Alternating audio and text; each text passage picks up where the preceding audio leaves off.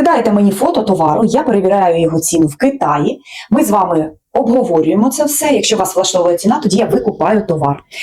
Моя комісія буде 10% від вартості товару з доставкою. Оплата відбувається в 2 етапи. Спочатку ви мені оплачуєте за сам товар, я його знаходжу, викупаю, везу на склад. На складі ми робимо фотоперевірку. Якщо нас все влаштовує, ми дивимося, це будуть фото вживу, можна перевірити все.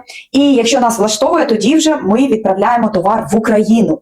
І склад, який нам це привезе в Україну, тобто наш перевізник, вже нарахує ціну за доставку. Плюс-мінус я вам можу спочатку сказати ціну, коли буду рахувати вам вартість товару, але точно вже буде після того, як склад все порахує і відправить нам товар.